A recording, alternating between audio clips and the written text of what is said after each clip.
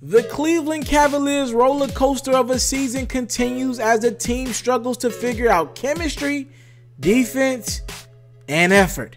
Though the Cavs team won 16 out of 18 in late 2017, no month has characterized this team more than the month of January. The Cavs finished 6-8, which is one of LeBron's worst months of his career. Speaking of LeBron, statistically, this was one of the worst months in a few years for him.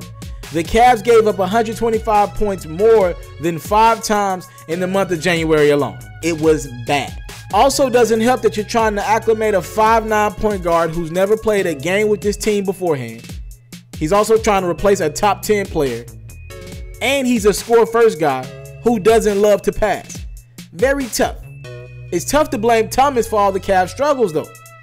To give IT credit, the Cavs had started to struggle a few games before Isaiah joined the team in late December. Isaiah is even sick of being to blame for all the Cavs struggles.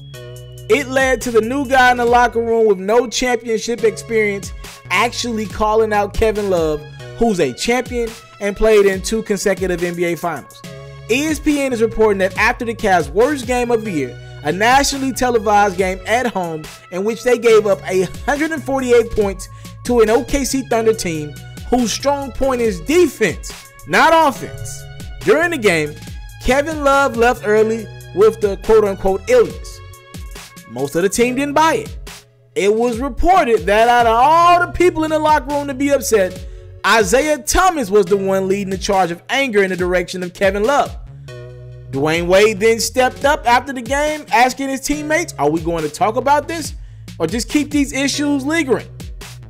Then this prompted a meeting between everyone on the team, including all the coaches and even general manager Kobe Altman. Isaiah Thomas led the criticism to Kevin Love, calling him out for what Thomas believed was a fake injury. To leave the game early and not experience the beatdown that the Thunder were giving them, this reportedly rubbed Kevin Love the wrong way. Love, who's in his 4th season as a Cav, felt it was ridiculous for a guy who hadn't been on the team for a month to criticize his loyalty. Many members of the media later pointed out that it was ironic that Love's loyalty would be questioned when there literally is a guy in the locker room who left the team for months because he didn't know if he wanted to play the game of basketball anymore after injuries. Derrick Rose. The good that came out of this argument was that it led to others bringing up their concerns with the team. One source said everyone was called out in the locker room, including LeBron James. The Cavs look to turn their season around in the month of February.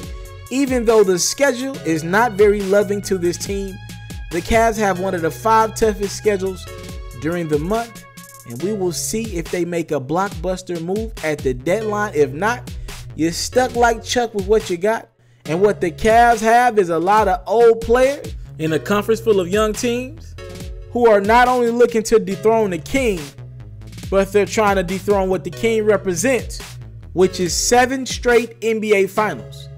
To do that, you got to dethrone the Cleveland Cavaliers. On the next episode of my sports series with the Pharaohs. When it rains, it pours, and right now for the Cleveland Cavaliers, it is pouring. As we're less than 4 days away from the NBA trade deadline, the Cleveland Cavaliers suffered another heartbreaking loss on Saturday night at the hands of the Houston Rockets, 120-88. And I'm going to be honest with you, the game was not